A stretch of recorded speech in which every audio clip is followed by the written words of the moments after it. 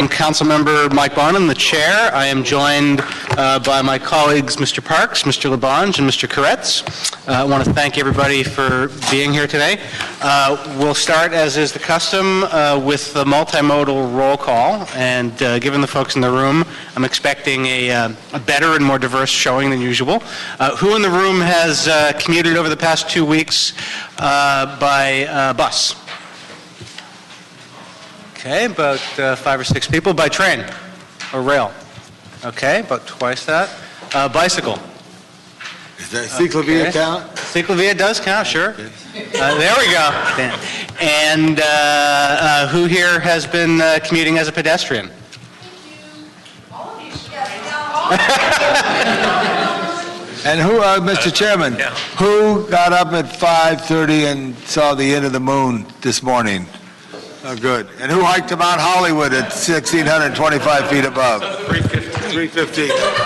Okay. Beautiful moon today. It wasn't. So I should also start, after we do our multimodal roll call, with a multimodal all-star award today to my colleague, Mr. Bruscaino, not a member of this committee, but Mr. Bruscaino yesterday decided to make the trek to work using as many modes of transportation as possible from San Pedro yesterday. He biked, and then he took the bus, and then he took the red line, and then he biked again. It took him considerably longer than he would have preferred, but he didn't take the rapid bus. He took the local, so I told him next time take the rapid. He's got a 12-minute YouTube video about it. I watched it last night, right before the season premiere of the new Flash TV series. The video was fun, but the Flash TV series was a little bit better. Today we're going to continue item number 5 for a few weeks. That one's not quite fully baked. And I was going to recommend, colleagues, that we move item number 6 on consent. The resolution about closing a street in Mr. O'Farrell's district. There's no objection? Okay. What street is it? Court Street between North Union Avenue and Belmont Avenue. Very good. You're okay with that one? Sure. Okay. All right, so without objection, we'll move that one on consent. I'm going to try to do the business items before the more substantive discussions. And we will start with, we'll go backwards and start with item number 4. Item number 4 is a Bonner and Krikorian motion requesting the city attorney to prepare an ordinance to prohibit the buying and selling of public parking spaces in the city of Los Angeles.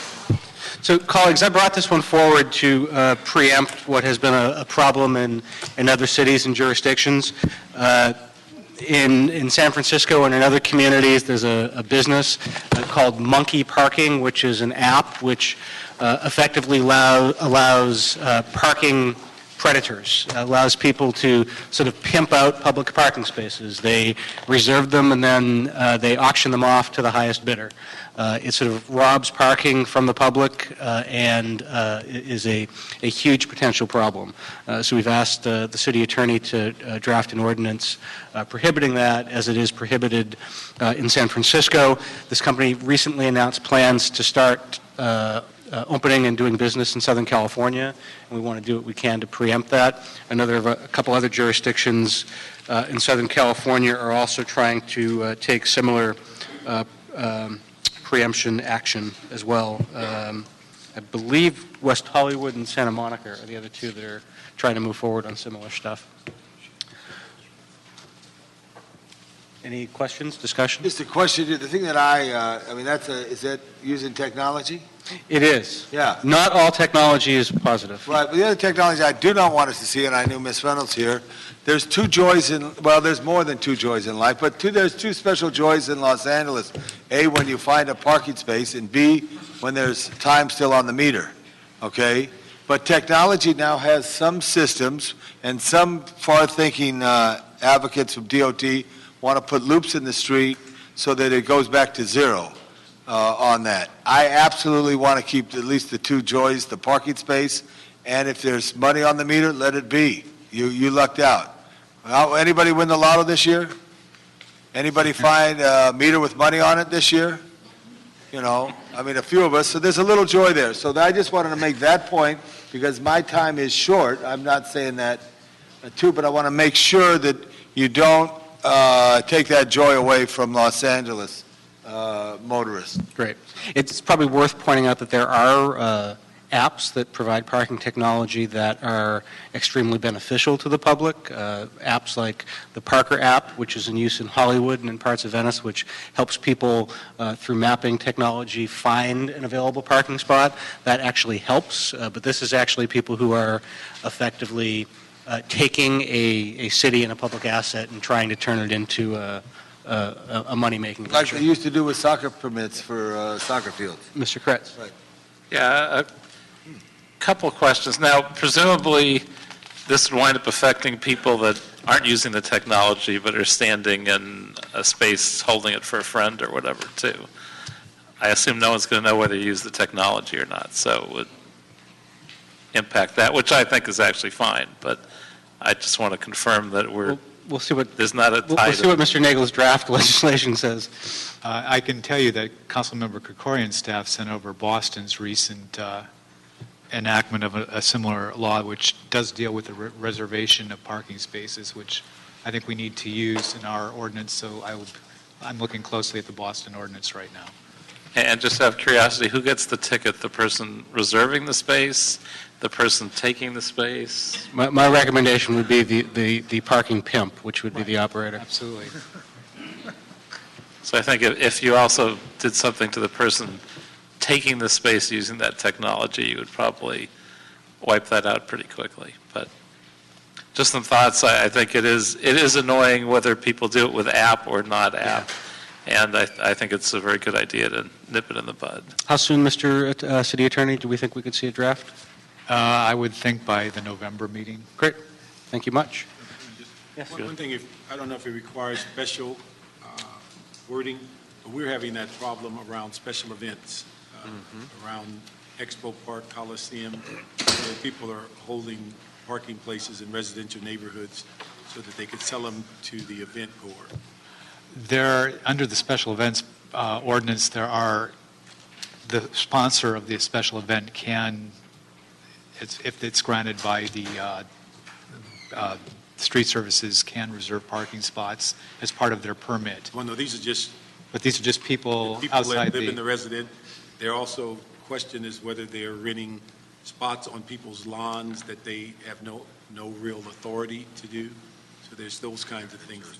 Yeah, it would be, depending on, it wouldn't fall under this particular ordinance, but it would, there might be general ordinances out there that either the Department of Transportation. Well, I think the selling of the spaces, as you're describing it, would fall under the ordinance. The front yards is something different that we would need to address separately. Yeah, we can't do anything about that. But you would say, like, at 39th and Grand, someone comes early and they put cars there, and then the SC game comes along? Game or whatever Yeah, the got it. festivity is. Okay. Yeah. And that, again, it's a separate issue of parking on other people's lawns Right. that you have no authority. But what we just came to our attention is special events are driving people to sell parking places. In the street. In the street, well, Public right-of-way. in the public right of way, no, you could never do that in the public right of way. Mr. Chairman, Corralian. actually, that issue is directly linked to this, if you think about it, Mr. Parks, because those are perhaps the most extreme examples of profitability of this kind of parking pimping, as Mr. Bonin put it. Across the street from the Coliseum, during the USC Notre Dame game, people pay $100 to park in that lot. $100 to park during a game. So there's a great incentive for somebody to get a bunch of cars, line up every paid spot in the area, every meter space, and then just auction them off for the benefit of some profiteer. And if this is an example of the sharing economy, it is the sharing economy run amok. Yeah. It's not sharing, it's exploitation of a public resource. And I think it's absolutely appropriate that we move forward. I don't see a model by which this kind of business could be even regulated. It simply needs to be prohibited to use the public resources of metered parking for private profit. it's the stealing economy masking as the sharing economy. It really. Well said.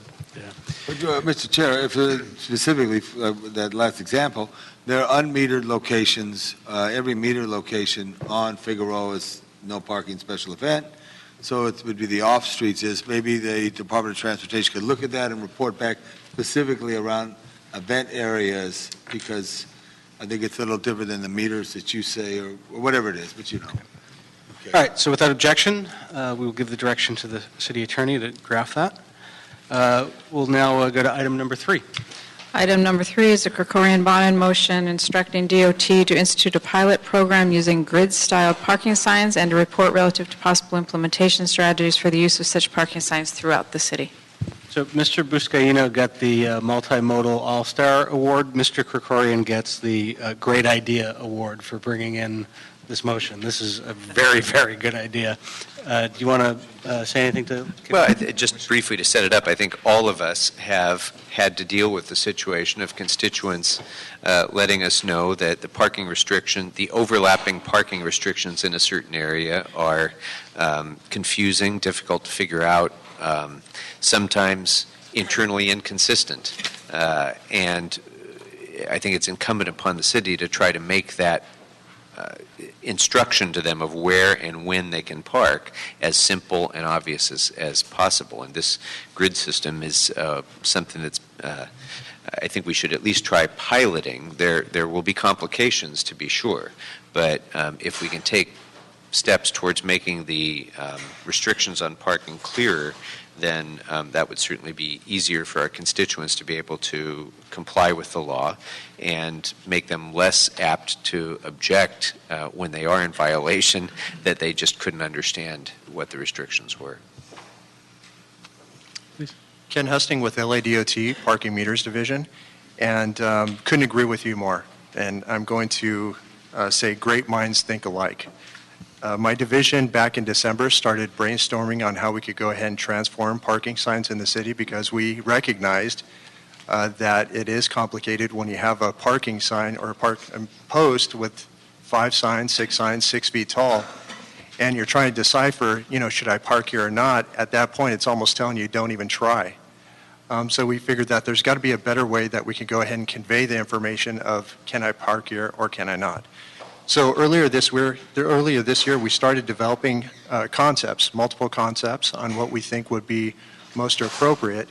And there's different ways to approach it. There's ways to go ahead and have a supplemental sign, which would be along with all those other signs. That would be like a summary, which is what was included in the motion, the grid style.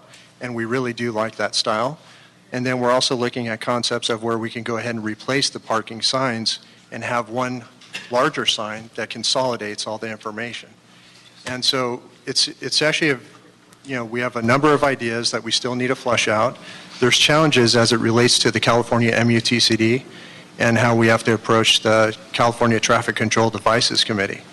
And so there's a number of issues with the different designs, and we're trying to come up with something that will be as simple as possible to the user, but still be able to meet the requirements of the California MUTCD or the California Traffic Control Devices.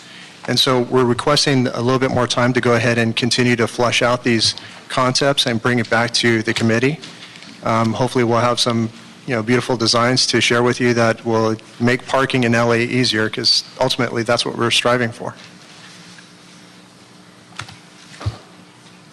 Do you have anything else? No, colleagues? Yeah, just another sin. At Cherokee at Hollywood Boulevard, which I'm sure is duplicated, you have a meter, and then you have a restriction at 6 p.m. Yeah. So people see the open meter, but they don't see the sign. Yeah. What are you going to do about that? So what happens is that there's areas in the city with the new technology we're going But to you have the meter restricted because they have a nightclub. That's what you do. So it's for a valet operation. Or possibly. something, but I think it's entrapment. You got a meter space, and people get towed, and I see people cry, and they come to Los Angeles, and I have mentioned it to staff, but I haven't seen, it's not in my district, but I think it's a real entrapment type of thing. We'll take a look at it and see if there's any... Cherokee and Hollywood Boulevard and other places too, because if you have a meter, it says you could park here, even though you got a bunch of restrictions, Yeah. unless you have something that all turns red. You know about this, Mr. Mitchell? And what I was going to say is with You're the the meters... man I spoke to about it, Mr. Mitchell? He's an honest man right there, Mr. Mitchell. Okay, he stepped up. Good afternoon, Dan Mitchell with the Department of Transportation. I just wanted to reiterate that with the new technology that we implemented a couple of years ago, all of the regular standard restrictions are programmed into the meter or the pay station for that space, so they reiterate what's on the sign. Yeah. So the only exception to that would be the temporary restrictions that might be posted, because those can't be programmed in ahead of time. Go to Cherokee and take your neighbor Yes. who doesn't come to Hollywood, because he's been there 20 years ago, and just see what he thinks or she thinks. Because I think it does it. I don't know if you have that on your coast, but they certainly have it on Hollywood Boulevard. Yeah, so what happens on Cherokee is the meter will show that will not allow the patron to pay into the restricted time, and during the restricted time it says no parking, tow away, or passenger loading only, or whatever the restriction is there at that So time. if the person tries to pay with a credit card, it's not going to actually charge the card. They'll let them know. Of course, our sort of, our parking sign Tower of Babel exists outside of areas with meters. I get texts of photos from friends or constituents all the time saying they'll send me a screenshot of the parking signage and say, "Can I park here?" And half the time I don't want to be on the hook for paying the parking ticket if I get it wrong, because sometimes they're a little hard to understand. So what are you looking for as a next step? I mean, the motion asks you to start working on a pilot program. So we've already started working on the design concept. So what we need more time to continue to work with refining the design, and also to be able to approach the California Traffic Control Devices Committee to see if they would allow us to even put those signs up. So that takes a little bit of time, but we absolutely agree. We're approaching this from the perspective of the customer and just saying, can we park here? And so we couldn't agree more with Councilmember Krikorian and his motion. So when could we expect an update? I'd say at least 60 days for me to come back with concepts and to be able to go ahead and explain the pros and cons of the different concepts. 60 days, how about 45 days? I want to make sure we have time to calendar this before the Christmas break. We will make 45 days then. Okay. Mr. Chairman, since you were nice enough to say kind words about this idea, I want to give due credit. There actually is a woman who has devoted a website to this issue called toparkornottopark.com. And I kid you not. And the design that's attached to the motion is actually her design. It's, I think, an excellent design. She's a graphic artist. Her name is Nikki Silianteng. And so it was through working with her that, and with her permission, that we attached this to the motion. I hope it's not apocryphal, but I've actually even heard that there are apps that have been developed now to, that you take a shot of the signs and it interprets it and translates it. I don't know if that's true, or I don't know if it's one of those urban mythology things. I should tried one of those apps, and it doesn't really tell you. It just kind of helps you decipher it by giving you information. But it just flashes park at your own risk. Is that what it is? We really should not be at that point. We are looking at technology improvements too. So where possibly electronic signage that can be supplemental to the static signs. And we're trying to find innovative ways to go ahead and make it as easy as possible. And the website that you mentioned and the graphics designer, we're incorporating some of her work into our designs with modifications. Great. Because we agree that it's a beautiful, simplistic design. And so we're going to have multiple options. Great. And if it turns out this needs some sort of fix in Sacramento, let us know. I mean, there's a number of folks on the council who know folks in Sacramento pretty well, and could probably help us get a sponsor if we need one. It may hopefully we don't. Hopefully it doesn't, yes. So whose district is the pilot going to be in? Do you know where that's going to be done? That has yet to be determined. I will say that Hollywood has the most complex signage and downtown. And also when we're looking at guidelines of when we actually do put a sign like that and when we don't. If it's going to be one or two parking signs, that's fairly easy to decipher. When you have 4, 5, 6, that becomes fairly complex, that somebody needs a little bit of help. So we haven't actually determined that, but we're going to come up with recommendations. Well, I'm not surprised that West Hollywood is doing the same thing. They have some totem signs that are so difficult to decipher. My favorite thing was my wife went out to lunch with one of her classmates at MIT, who's literally a rocket scientist, and they both looked at the signage, and they're like, we can't make heads or tails of that. And they went to lunch and found that they misinterpreted and got a ticket. Yeah. So it's not safe for anybody to figure those out. So this is a great idea. Yeah, great. Will this include residential as well and permit parking districts that have some of these kinds of totems, or is this mostly focused on commercial? It's going to be more on the commercial because the commercial is where it has the most complex parking restrictions. That's one where you typically have 4 or more signs. And last question, where it gives a warning on the screen of the new meters, how visible is it? Is it a little tiny warning, or does it actually make use of the whole screen, and are you able to do that? We try to make use of the maximum extent of the screen. So, I mean, it'll let you know there's free parking. And so we have to work within. But more importantly, the hours where there's no parking, 4 to 7 o'clock. Traffic restrictions. And somebody who's trying to park there when there's no parking, it won't accept payment. It'll let them know that they can't park. So we're going to continually improve our parking meters too, to have bigger screens and be able to convey more information to the user. We're really taking a customer service focus on parking. Very good. Excellent. All right, so without objection, we'll see you back in 45 days.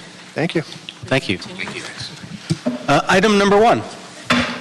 Item number 1 is the General Manager of LADOT to present a verbal report relative to the status of the department's ongoing projects and programs.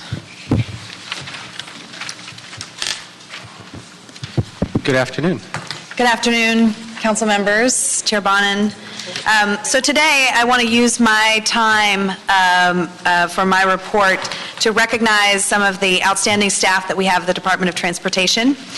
This is a new employee recognition program that we are starting this month.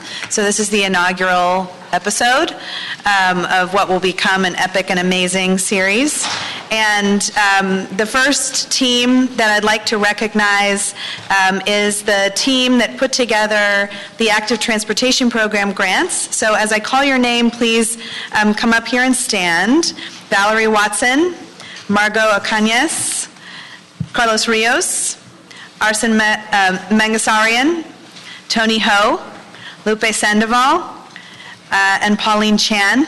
And I also would like to recognize Clive Grau, Wee Tran, and Yoon Jung, who couldn't be here today. So the inaugural cycle of the state's Active Transportation Program was an unprecedented challenge for us.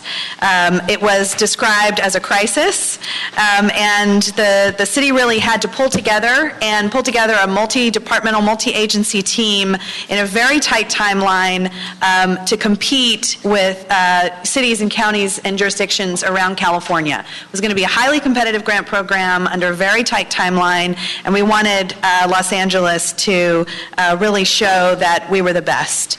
And all 6 applications that were submitted under the Safe Routes to School category were funded. We netted a total of $22.2 million on all for disadvantaged communities. Valerie Watson was the leader for the interdepartmental team that worked on the infrastructure applications, creative strategy to bring together the bike-friendly streets concept into Safe Routes to School area plans. Margot single-handedly developed and prepared the 2 non-infrastructure applications, working closely with LA Unified and LAPD to win their participation as joint applicants on the applications, which is no small feat. Carlos was the acting lead for the Highways and Grants Coordination Division, representing LADOT at the many state and SCAG discussions related to the development of the guidelines. He was really in charge of the interdepartmental coordination and communication with the 15 council offices, and he coordinated and communicated between Metro, SCAG, Caltrans, SDPOC, and elected officials to get this done.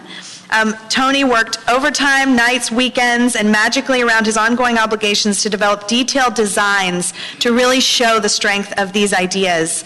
Lupe developed all of the engineers' estimates, which is critical, and Pauline really developed the strike teams composed of personnel from various groups within LADOT to provide the leadership to ensure the timely completion of all the tasks. So this was an outstanding effort, coordination, collaboration, to really win the day. They received over 700 applications. And so for Los Angeles to get such a large percentage was a huge win for us. And we're very, very excited and just want to recognize the work of the team here.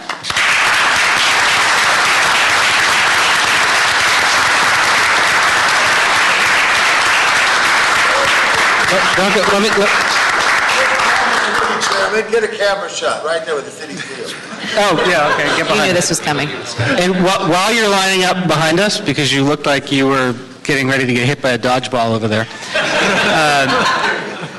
Not nice. They look professional and elegant. I just have horrible flashbacks to middle school dodgeball.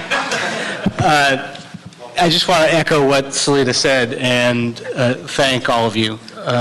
You guys have done amazing work in just a few years of going from really nothing to a vital, successful unit that is really doing important work to help us really sort of re-envision and restructure mobility in Los Angeles.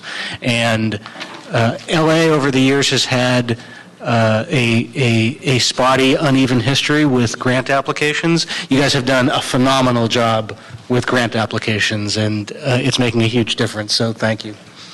I'm not naming all of them, but I want to single out Pauline Chan, who was the first engineer about 10 years ago who figured out how to protect cut-through traffic at a neighborhood and was a big leader on that. Now it's being implemented on that. And I see Zaki Mustafa in the back, who helped get the thing going as well, which is good. You got a great team. Now I'll switch spots with you, get in this picture, okay? Come on. It's really not about me, Councilman. All right, well, all right. Come out from the wall. Get near mine. Just come in there and get the shot there. We all work together.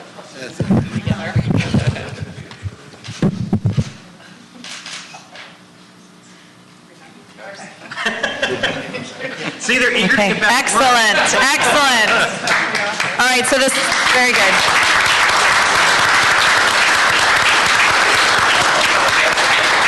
So the second group I'm going to highlight today is a group of our parking enforcement officers.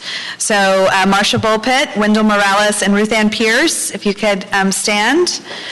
Marcia is among the top performers in the Western Area Office. She's been a traffic officer since January of 2002 and has consistently excelled among her peers in addressing the problem of abandoned vehicles in the Western Area. Outstanding performance in all her duties, and recently shown great initiative by volunteering as an acting supervisor in the absence of her squad sergeant. She's further demonstrated her commitment and leadership by becoming a training instructor and as a representative of the process action team that meets regularly to develop improved methods used by officers in performing their day-to-day duties. Wendell Morales is assigned to the Hollywood area office and has been with the department since August 2002. He excels in handling difficult enforcement issues, responding to radio calls, and performing traffic control. Wendell is consistently among the top performers in his office, and he actively strives to be the best officer on the PM shift. He eagerly accepts assignments without question and demonstrates a willingness to share his knowledge with the part-time officers assigned to his shift. Ruth Ann Pierce began her career with the department as a part-time traffic officer. In January of this year, she became a full-time officer and didn't waste any time rising to the top. Officer Pierce is among the top performers in the Central Area Office, where she's now assigned. A review of the division's recent performance reports revealed that she excels in performing traffic control and was among the leaders in radio calls for service, impound activity, and citation issuance. She is a solid overall performer.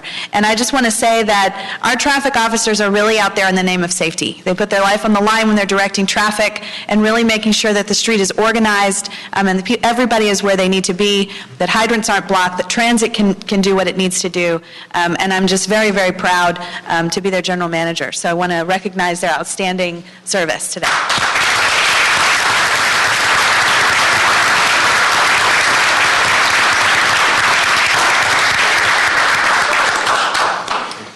Right. Photo up, photo up.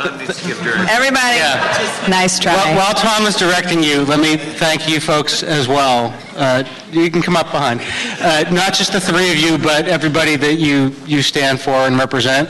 I think if there's a group of people in the building who can appreciate city employees who interface with the public and get complaints more often than thanks, I think this might be a receptive audience. So thank you for everything you do for helping keep our streets safe. Thank you, Councilman.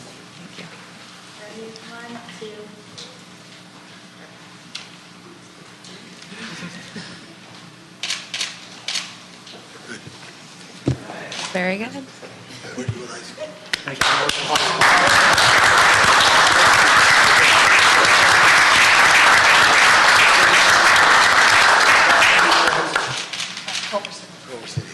Culver City High School, Locke High School, John Marshall High School. LA on the way. How can you tell us, Marshall? He told me. Did you ask first? You do. No. Okay. So, But he knew. I know we're going to talk today about the great streets. The strategic plan for the Department of Transportation is the next item.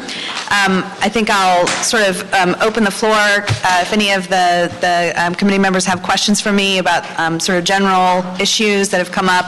I'm happy to take those now, and then we'll go into the strategic plan. We got two public comment cards on this item. Sure. Dennis Heineman and Mark, I can't make out your last name.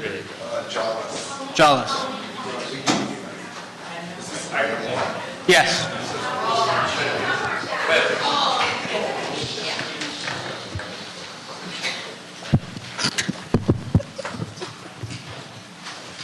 Hi, I'm Dennis Hyman. According to the Census Bureau in 2005, for every 132 people commuting to work by car, truck, or van, there was one person commuting by bicycle. For the 2012 results, the ratio dropped to 77 to 1. The 2013 results brought the ratio down to 64 to 1. Bicycling has increased its commuting mode share more than transit or walking since the 2005 results. According to Brian Taylor, who was professor of urban planning at UCLA, Los Angeles is the most densely populated urbanized area in the country. Also, people in Los Angeles drive less per person than the average metropolitan resident in the U.S. LA ranks second in the number of lane miles per capita of any metropolitan area in the country. He also stated that there were only 3 things that would get rid of congestion on streets and freeways: adding massive amounts of new capacity. Second thing is to put severe restrictions on driving. And third is to price that supply in some way. None of those are politically popular things to do. That leaves us with providing reasonable alternatives like walking, bicycling, and transit.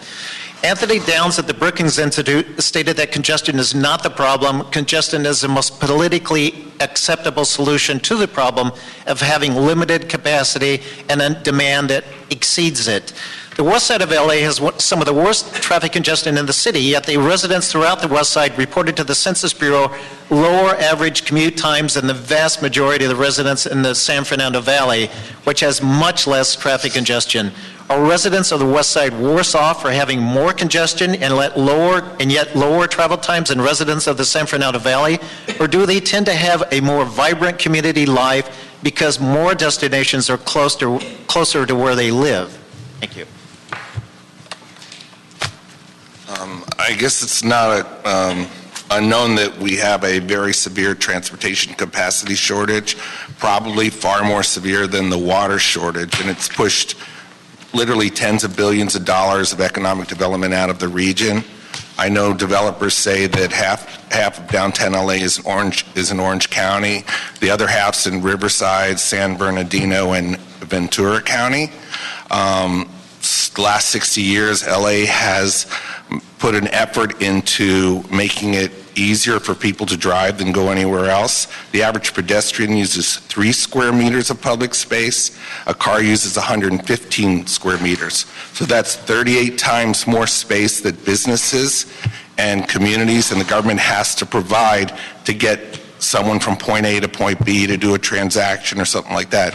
What concerns me is that I think I want to make sure we're not still making the mistake we made for the last 60 years. The widening of the 405 from the 105 to the 101, which is 3 big projects, was over $4 billion. If you calculate the time lost from the traffic, from the construction, it far exceeded any benefit that was calculated after the project would be finished. And that's not an unknown phenomenon. That's been known probably for 40 years. There's studies all over for that. What really concerns me is this commission that you guys had to look over the economics of LA said they could find no planner that was even involved in that project. I just want to be sure now we have planners that look at things like this. The other thing is I live along the Expo line, and the federal government wanted to participate in that 50-50 match. and they said the problem was it was substandard based on industry criteria in terms of improving mobility. Basically, it showed no benefit, and they do about 200 projects a year. Thank you. I'd like to know that we're taking benefit of the federal money in the future. You're welcome. Anything else on item number 1 you wanted to add? No. All right, well, I just want to thank you for bringing your employees forward for recognition and appreciation. We don't thank folks enough in the city of Los Angeles, and anytime we can do it, it's a good thing. So thank you for doing that. We will now go to item number 2. And before you start your presentation, I'll do the public comment cards first. There's 3 of them. Jeff Jacobberger, Jessica Meany, and Mark Joyce again. Let me just read the title real quick. This is the Bonin Buscaino motion instructing DOT to present an overview of the Great Streets for Los Angeles Strategic Plan Report. I'll go first. Please. Good afternoon, committee members. My name is Jessica Meany. I'm from the Safe Routes to School National Partnership, and absolutely so wonderful to see the staff who leveraged over $22 million in Safe Routes to School projects alone. That's largely in thanks to this committee who has made that Safe Routes to School strategic plan happen. So excited to see the strategic plan come out of LADOT. So many wonderful things, and Safe Routes to School is at a core of that. I want to just echo some real strong support for project delivery being a core value of LADOT, and put on your radar that I'm significantly concerned about the backlog of Bureau of Street Services and DOT projects for safety, for HSIP funding, for Metro Call for projects, for Safe Routes to School, projects that are 6, 7, 8 years old, totaling amounts of over $200 to $250 million. I think it's critical that we do everything we can to suss out solutions to get these projects in the highly needed areas around our schools for youth and for families, and get them in the ground as quickly as we can, and figure out solutions to end this backlog so that we can apply for this upcoming call for projects, we can apply for cap and trade, we can apply for ATP next spring, and keep the momentum rolling and really achieve the goals we see laid out in this exciting new plan. Thank you. Thank you, Jessica. Jeff Jacobberger, I'm the chair of the city's Bicycle Advisory Committee. First of all, I would like to thank Salita Reynolds for attending our meeting last night. For some of the members on the BAC who've served for decades, they say this is the first time they actually ever remember a general manager attending a Bicycle Advisory Committee meeting, and so I think it just really demonstrates her support for active transportation. I just want to echo Jessica's comments about sort of project delivery. Fairly recently, this committee unanimously approved an application for highway safety improvement program money. And the unanimous city council approved that application, and the city got $2.4 million in 3 bike lane projects. And now, after getting the money, all of a sudden, some members of the city council are changing their minds about the projects. And it's very frustrating from an advocate's perspective when we fight to get money for the city, for these programs, and then all of a sudden in the middle of the process, they're disrupted and the city changes its mind. I think it becomes harder for the city to compete for projects in the future. It makes it harder for advocates to continue to fight for these projects when the rules are changing constantly in the middle of the process. Thank you. Do you have any specific streets? Because I think I talked to one about 6th Street. Do you have any specific streets that the city changed their mind on? I think 6th Street is one that I've heard. 6th Street has changed. Westwood Boulevard. Those are the ones that come to mind. I don't have the list in front of me to know whether... For the public record, Mr. Chair, 6th Street is adjacent to Wilshire. Wilshire has heavy construction coming with the subway, and I think that'd be a disservice to the community to try to change 6th Street now until after the subway is constructed. So, because I know that was a big dream of yours, which I appreciated, but it'd be difficult to do that. Thanks, Jeff. A Great Streets program like this is dependent on convincing the people that you now use 115 square meters, basically drive, to use 3 square meters. And it's a very sophisticated process. Most large metropolitan areas have been dealing with it and working on it over the last literally 60 years when they added on urban interstates to the federal interstate program. There's about 20 components to it aside from just this part. What I'm concerned about is when I moved to LA about 11 years ago, I looked at some of the projects and I said, these projects don't look like they're addressing the actual problems. They're not designed properly. And several people said to me, oh, they don't build projects to address the problem. They build projects to give the impression that they're addressing the problem. Part of it is very dependent on looking at long-range forecasts and where people in the future plan on living and moving and integrating that with the planning. I'll give you a very good example. San Francisco knew they had forecasted about 300,000 new trips a day to come into the city before their downtown was ever developed. They were supposed to have another bridge and have cars come in there, all right? The BART tube, which can carry about 32 freeway lanes, goes 70 miles an hour and was built instead of that extra bridge. And the traffic on the Bay Bridge goes 35 miles an hour. The Washington Metro system, which replaced light rail, and BART replaced light rail, at-grade light rail, because they realized light rail would not create that mode shift, have convinced people to go from 115 square meters to 3 square meters. The Washington Metro came out of federal highway funds to replace a light rail system so that 800,000 forecasted trips would be sure to be pedestrian trips and not auto trips. Thank you.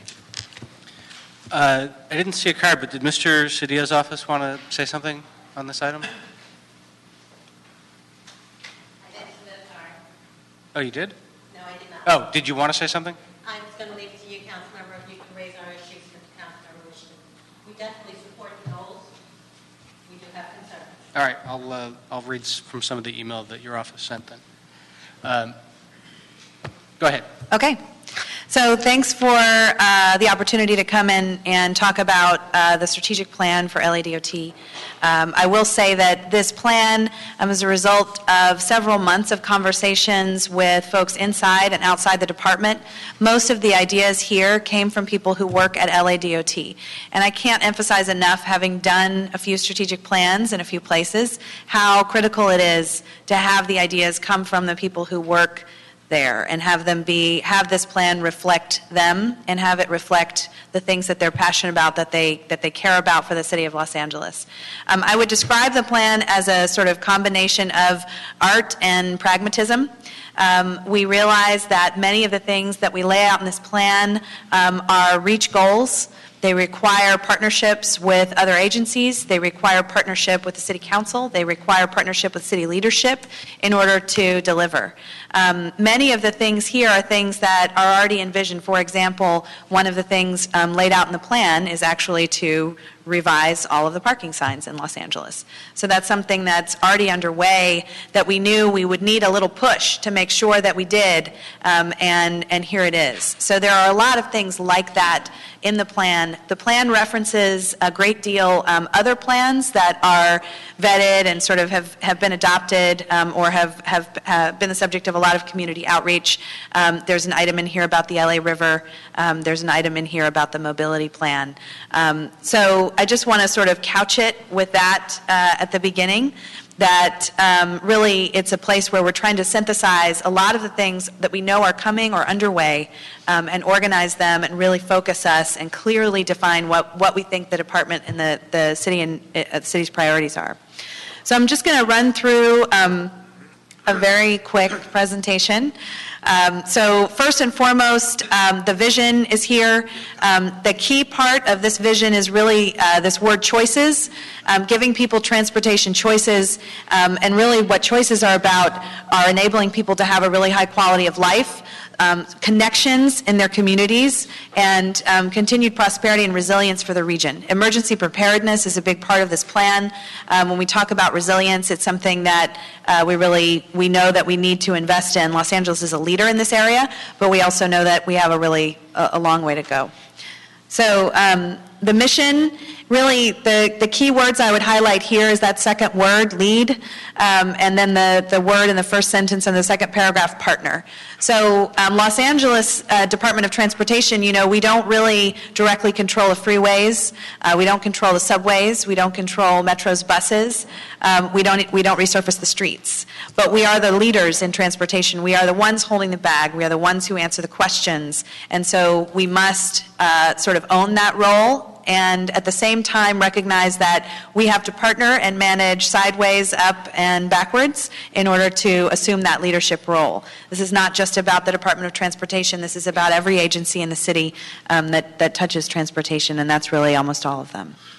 So just to the core values inside the agency, I'm going to go through these really relatively quickly. These were things that the department had some core values, but I felt like it was important to come back and revisit those. I did an employee survey to ask people in the department, what are the behaviors and values that you encounter on an everyday basis, and what are the behaviors you wish you encountered on an everyday basis? So this is really about, if the plan is about what we're going to do, the core values are about how we're going to do it. So collaboration, professional growth and self-improvement, and fairness and flexibility that supports work-life balance. External core values are really about taking a problem-solving attitude, making sure that we get down and understand the problem before we get to a solution. Project delivery, which I couldn't agree with more, is a key area of focus for the department, and then continued emphasis on integrity, honesty, and respect. So the plan itself is divided into 4 themes: safety, livability, and sustainability, really trying to be a 21st century department, and customer service. We save the best for last there. And the sort of punchline is that if we get all of those things right, this is the outcome that we're trying to get to: economic development, public health, public safety, resilience, and prosperity. So some of the highlights of each of the sections. First of all, the safe city is really the number one thing, a focus on safety and an emphasis on really getting to really reducing the number of traffic deaths that we have. Right now, the number of homicides in the city of Los Angeles is at historic lows, lowest it's been since the 50s. But the number of people dying on the streets just trying to get from A to B equals that, and some years exceeds it. So this is not something we should accept as a natural byproduct of transportation. These things aren't accidents. Many of them are preventable. And the thing that we want to emphasize here is that 44% of people dying there are people walking. We just, in recent weeks, had 2 fatalities. One was a 101-year-old man. Another was a 67-year-old woman just crossing the street in the crosswalk. So older adults are disproportionately impacted by this these kind of crashes because their bodies aren't as resilient. And as we age in place and as our population, our demographics change, this will only become more critical for us to pay attention to. Speed is the number one predictor of where you can expect to see these kinds of injuries and fatalities. So lowering the speeds on our streets while still allowing people to get around efficiently is a critical goal here. A livable and sustainable city. So some of the highlights in this section are around making the dash buses even more customer friendly. You heard at the last meeting about the sort of needs assessment that we're doing of a dash system to try and expand it where we can, to make it work better where it exists now, to give customers a lot of information. There's a piece in here about relaunching a neighborhood traffic calming program, which is something else that Councilmember Corrals requested that we bring back, which we will bring back a report on sometime in the next month. So again, and another highlight here is launching a bike sharing system, trying to pilot it in downtown. There are a lot of other sections here. I will highlight that around the build out of the bike network, which I know is near and dear to many of the folks on the council and in the room and at the department, we're trying to refocus on providing really high quality neighborhood-based bikeways and rethink the way that we've been measuring the success of our bike network. So that's something that's a critical part of the plan as well. And then in here too is an emphasis on freight movement, goods movement, and passenger car movement as well. So there are a lot of ideas in the mobility plan about how to make some of our most congested corridors work better, and those ideas are reflected here. So 21st Century Department, this is really a lot of where a lot of the project delivery piece comes into play. So bringing things like a project management system that really works for LADOT, bringing an asset management system, making sure our ATSAC giant signal brain is resilient in the wake of a disaster, and also remains an industry-leading tool for managing traffic and also managing safety throughout our neighborhoods. It's either in this section or the one right before it, where there's also an emphasis on continuing the rollout of the Express Park program, making the parking technology, which we had a great, robust discussion about earlier, continuing to make sure that technology is something that brings joy to drivers and pedestrians and people in Los Angeles without becoming something that is used for evil instead of good, but making sure that Los Angeles continues to be on the leading edge of technology around parking.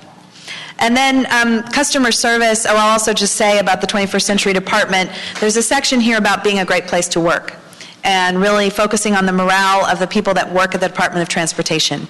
Because if I'm going to really deliver this plan, then I need everybody at the Department of Transportation to be fully engaged every day in what they do. And that starts and ends with their morale and their sense that there's a future for them at the department, that the department invests in professional development, in training, in things that are really not high-cost items in terms of the overall budget, but that have a huge return in terms of employee engagement and productivity.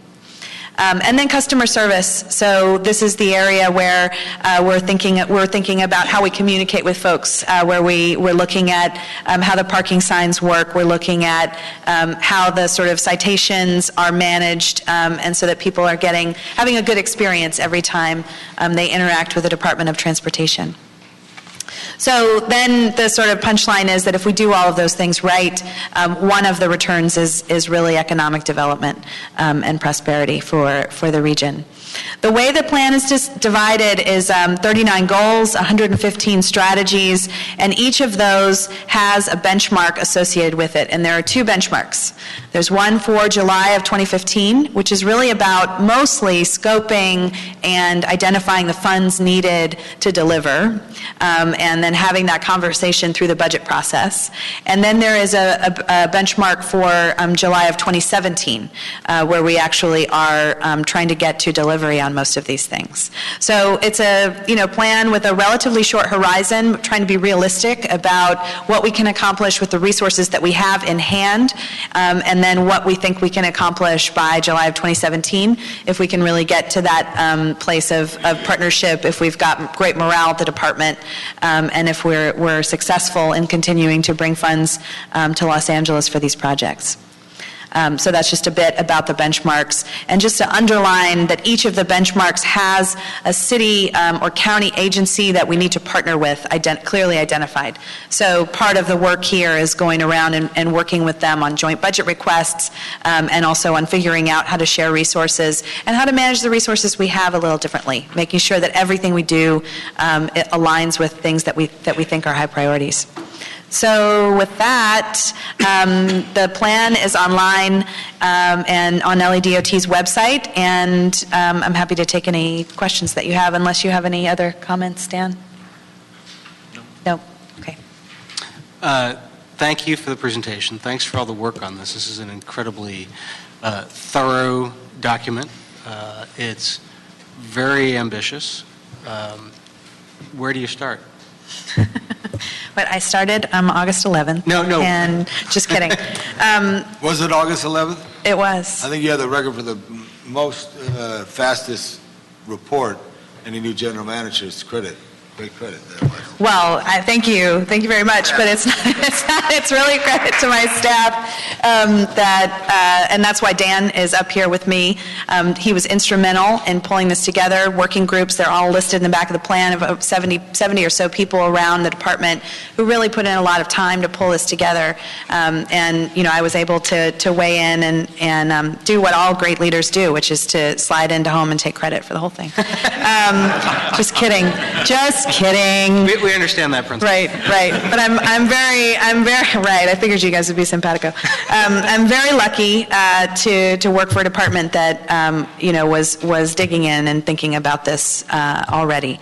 And I would say that one of the things, to get back to your question, one of the things in this document that is, I think, the most ambitious and perhaps also the least expensive is really the Vision Zero policy goal for the city to get to zero traffic deaths by 2025.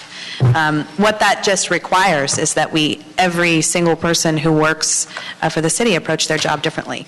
And I don't think it requires a great deal of additional funding, but it does require strong partnership and policy alignment and leadership. So that's, if I had my druthers, I would start on Vision Zero tomorrow. Wow, I had like 4 or 5 questions, and you just sort of touched on 3 of them all at once. So let me just ask specifically about Vision Zero. It has been attempted or implemented in other cities. Correct. Which are the ones that have done it really well? I mean, what's been done well, and what are the pitfalls of it in other places? So it's an idea that started in Sweden in the 90s, and so they've been at it the longest. And but they also have a wildly different driving culture than what we have in the United States. And they're still at it. That's still a focus. They've had success, and they've seen how tremendously valuable it's been to have that focus. So they've been successful. Cities in the United States, I would say New York and San Francisco I would humbly submit, are models. Chicago is a city that I would say has done a lot of good work, but I would say in Chicago, they adopted a policy, and then it didn't really gel for whatever reason. And Vision Zero, once you let that genie out of the bottle, you can't put it back in. It becomes something that people ask about all the time. So you have to take it very seriously. New York and San Francisco have really only been at it for the last year or so. Safety takes really cycles to see results. But I would say that those 2 cities are the ones that have really sort of shown leadership around how to come up with a list of projects, how to assemble a working group, how to get all of the partners to the table, how to change state law, and how to sort of to lead around those, and the analysis too, and how to lead around those things. Part of the strategic plan includes the Strategic Capital Planning Group, which sort of leads me back. I want to touch back on the project delivery stuff.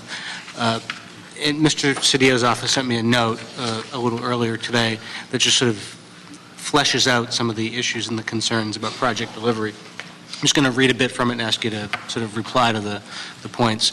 They note of particular concern are departmental staffing resource impacts, not just on DOT, but on street services, street lighting, Bureau of Engineering.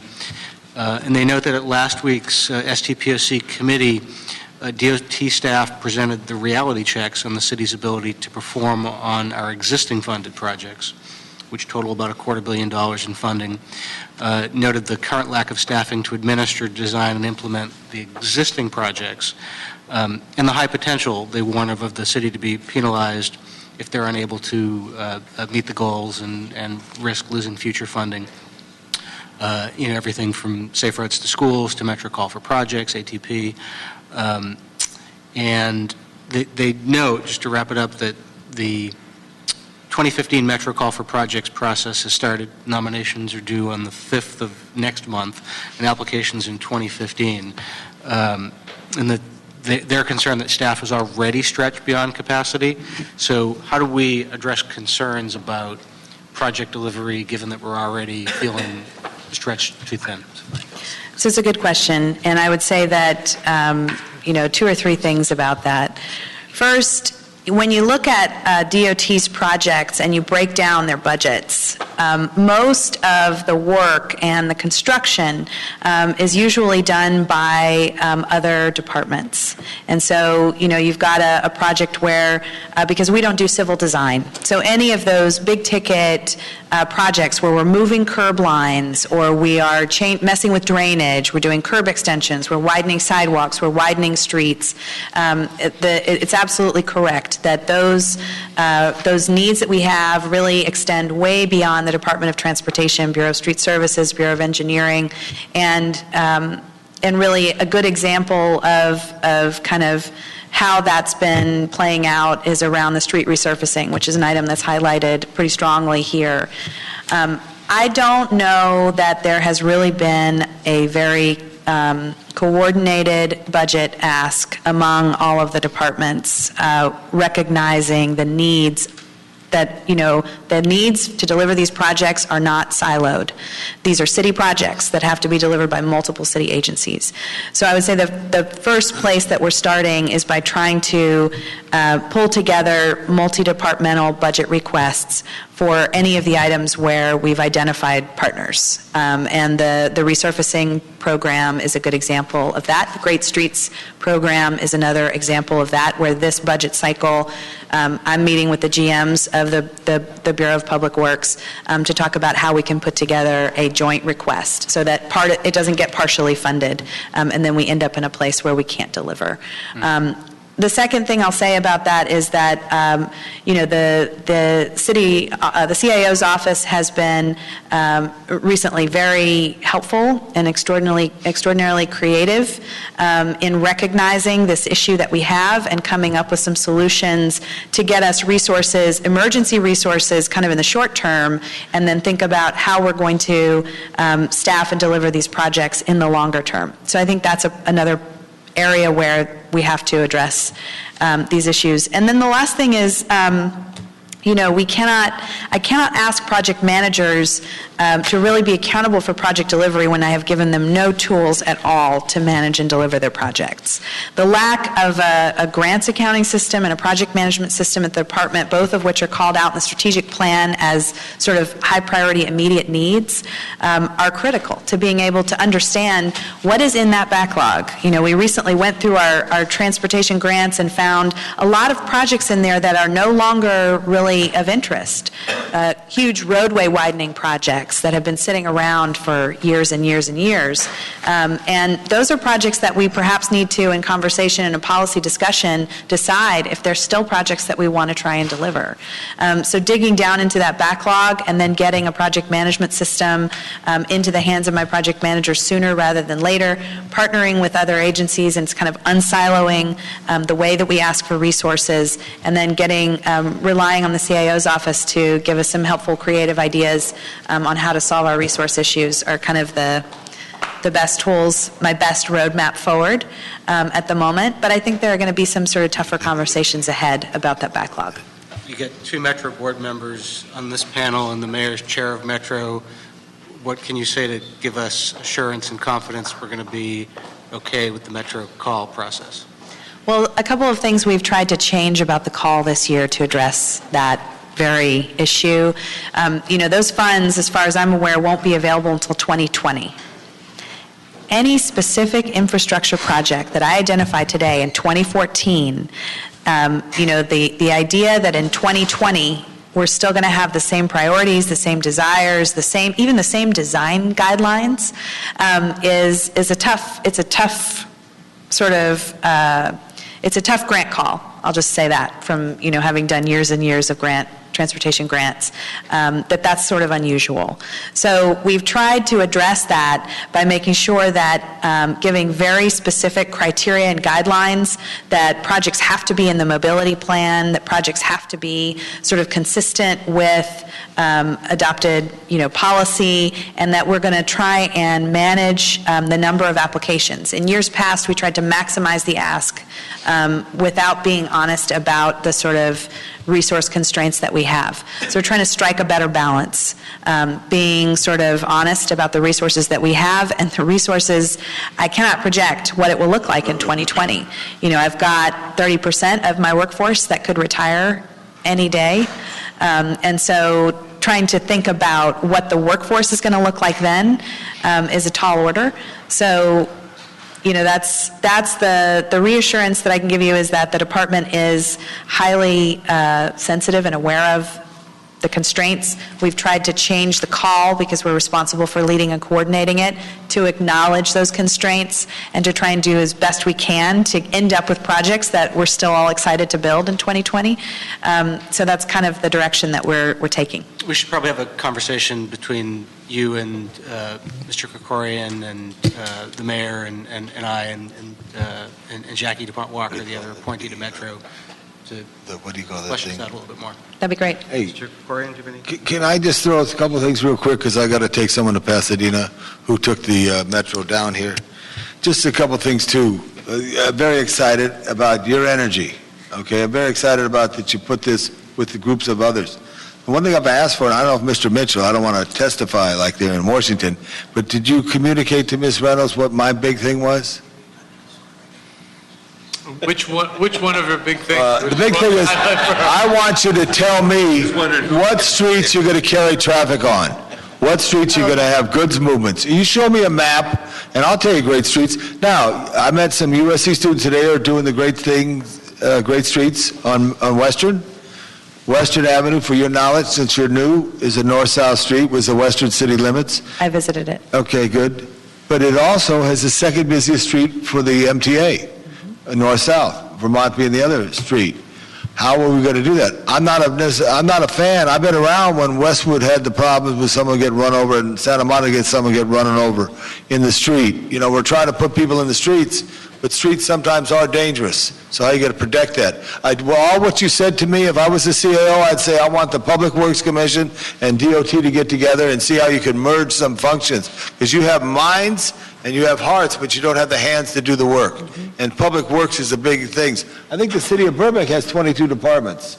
We have like 38 or something, and they merge some of the things. So that's a conversation that some people don't want because they fight turf, but it would be very good. Because I hate to see the streets paved and not striped. When they're not striped, you get an accident and we get a claim.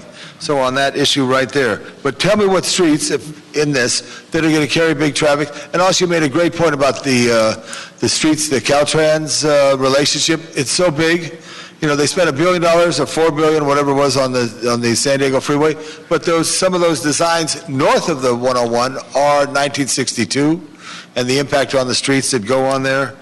I just wanted to say, renting bikes, I've asked, and this is another department that for years at Del Pueblo, right here offside Union Station, has bike rentals. Throughout our cities around the country and the world, you just rent bikes. Let them rent bikes. Do that situation as well. Also, I look at your dash buses, and I don't see as many people on it that I want to. Mm-hmm. So I don't know if you want to have dash vans that tries to go more unique. And I know some people are not. You're not a Uber fan, right? But you're an airlift fan, or what is it? I don't know what you are, but I know you're a good guy. But all this technology is changing the way people move. Yep. And so maybe there's vans that go a little different ways, and jitneys, I guess, to some things to look at that, which would be real good. But pick the streets that you want to have on the people. Look at the bikes there. And also, in respect, I do hear from people that they do see bikes running on the wrong side of the street, running through lights, running through stop signs. I got it. It's very, sometimes in beach cities they do that a lot. But also you have conflict. And one thing about Los Angeles, people like red light, green light, and respect.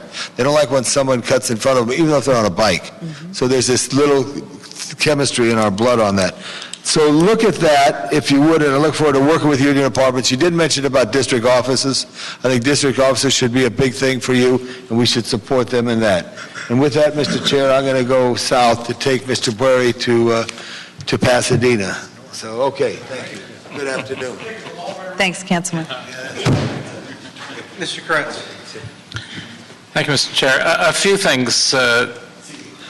I think in terms of trying to achieve zero fatalities, I think it may be the department needs to orient itself more towards pedestrian safety and less towards traffic flow as the top priority.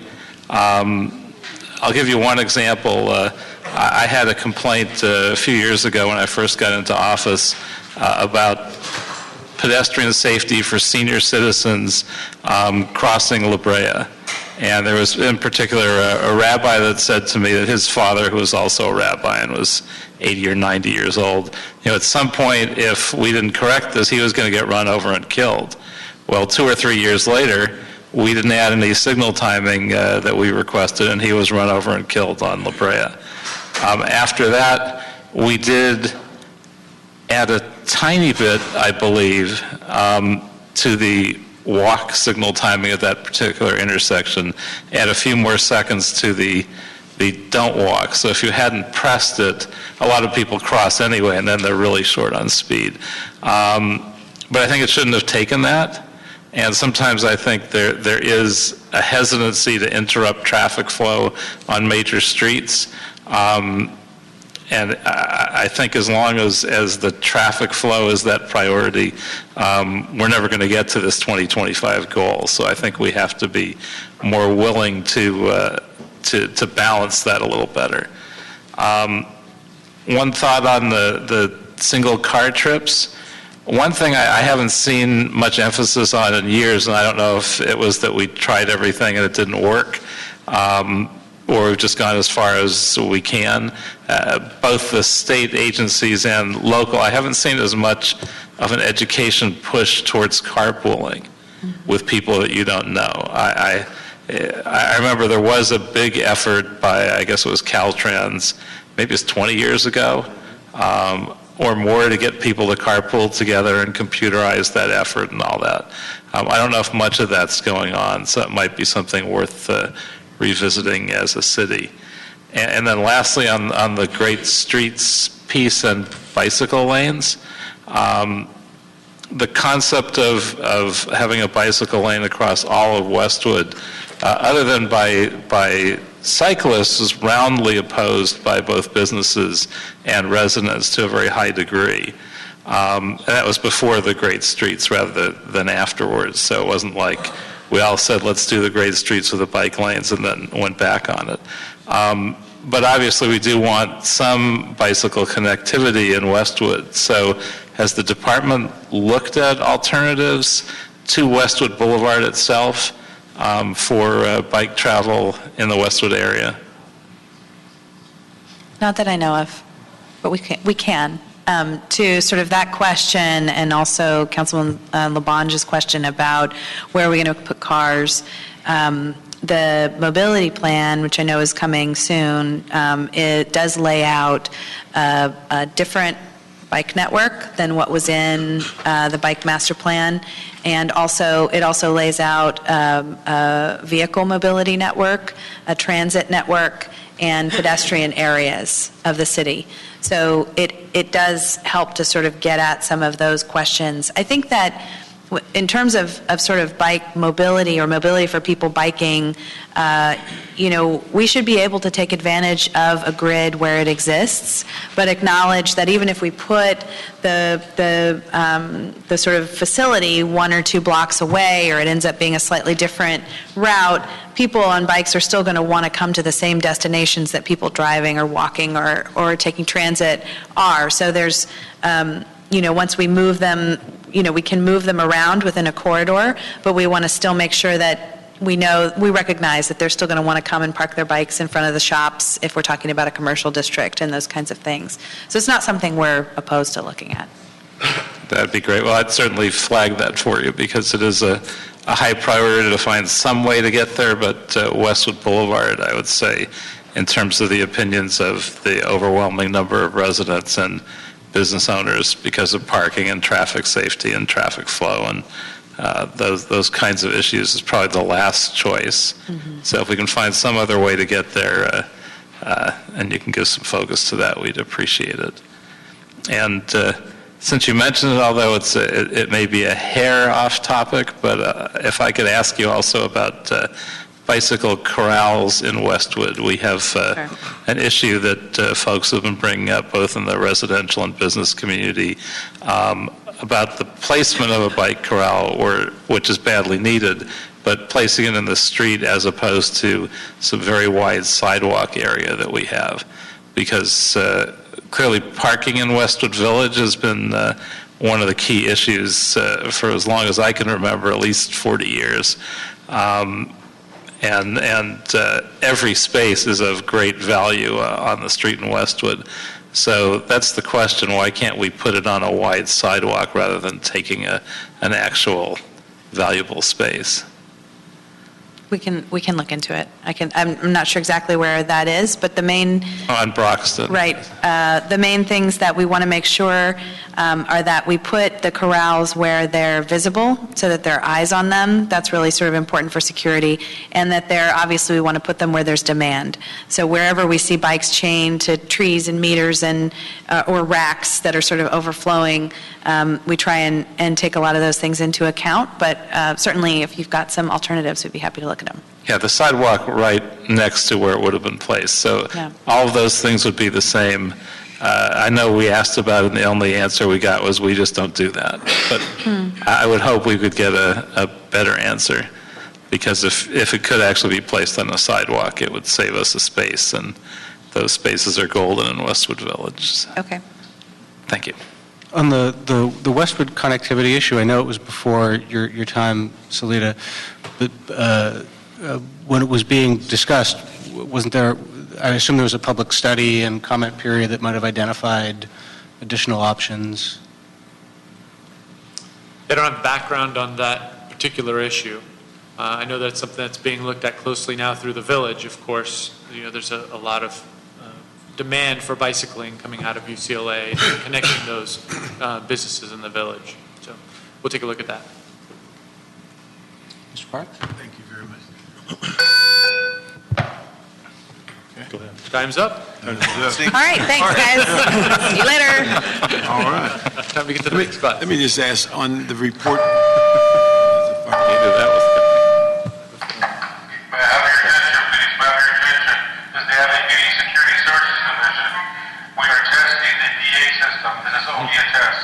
He's going to say that 5 times. Yes. Every time you start a That's sentence, one. he's going to beep in it. See? Let me go fast. On the report, very comprehensive report, I was just wondering, on implementation and budgeting, is that going to be done like incrementally over the next 4 or 5 years, or how are you going to do it? So the...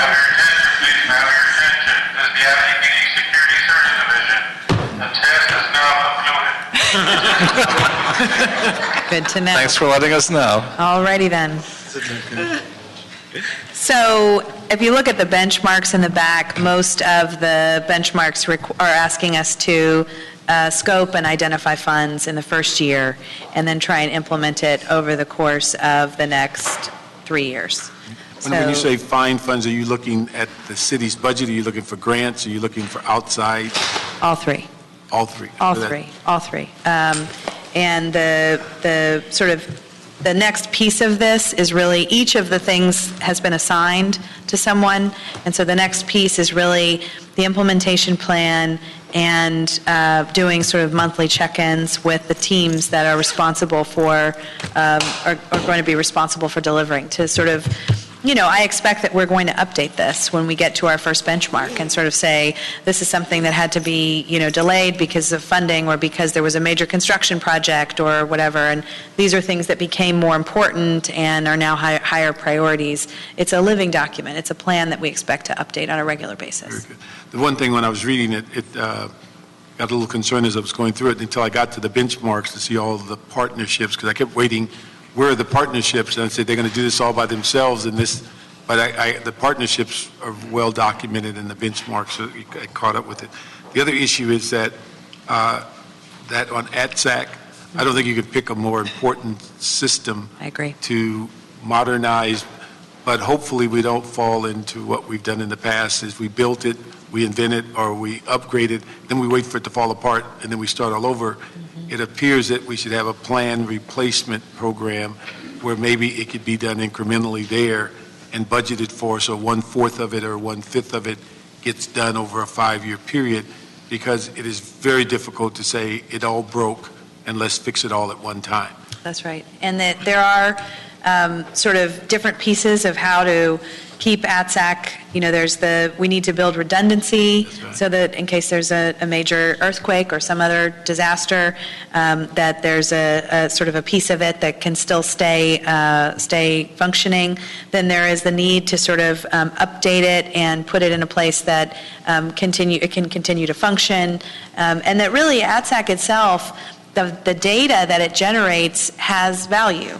And so being able to potentially capture that value and use it to help with defray some of the costs of keeping it up to date is something that the department is actively sort of pursuing. And then the next issue is that I don't think, again, just like ADSEC, you could have a higher priority than reassessing SPRF and dealing with the funds. One of the things, and it took us 5 years to get an ordinance that kind of laid out 5 or 6 things that say you must fund. And the most critical part got eliminated, and that was if you take surplus money out of there, you must pay it back. And it got eliminated because that's the only way I think you're going to protect those funds over time is not allow each year to just call it surplus because we haven't spent it on 3 or 4 items, and yet we don't have a long-range plan. And I think at some point, just as parking tickets are being questioned, parking meters are going to be questioned if the funds aren't used for what the intended purpose.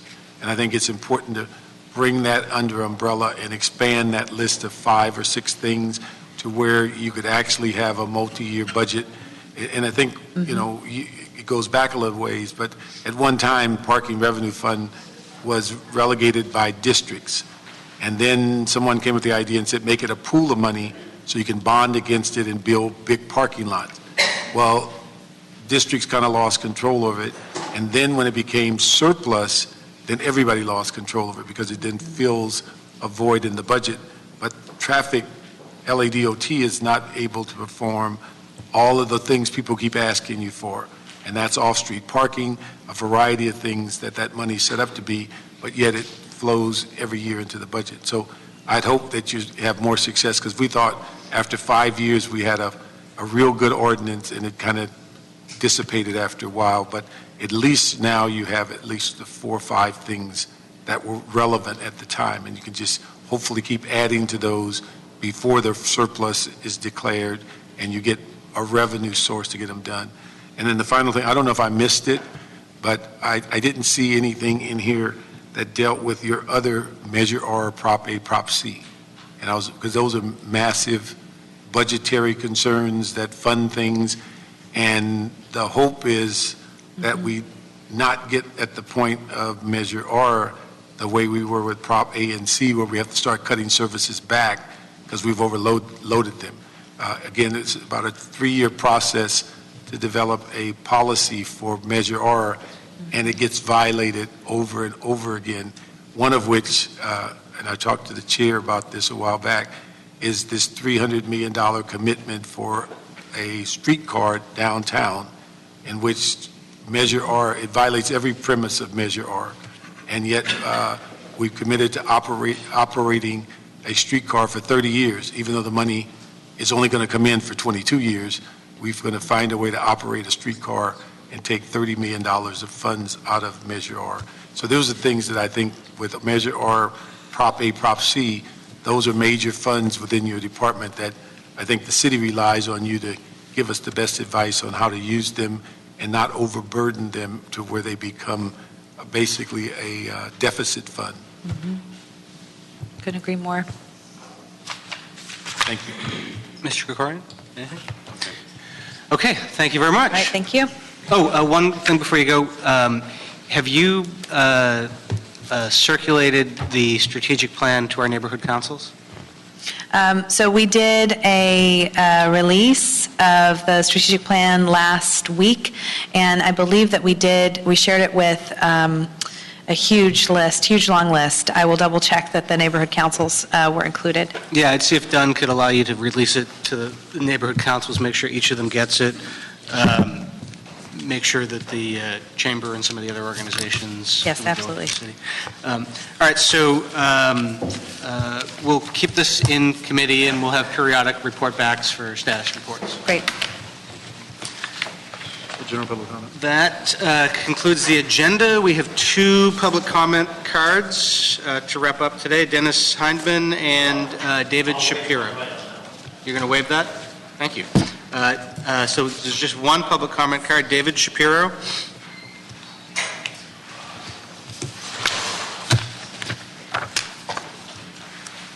Good afternoon. Good afternoon, Commissioners. I think the only one I'm not fully familiar with is Mr. Krikorian, although I've heard him speak. I wrote a note following the last Department of Transportation taxi commissioners to the chair asking that I be reinstated following a leaving of City Hall of all taxi driver professional leaders when you voted for the franchise system.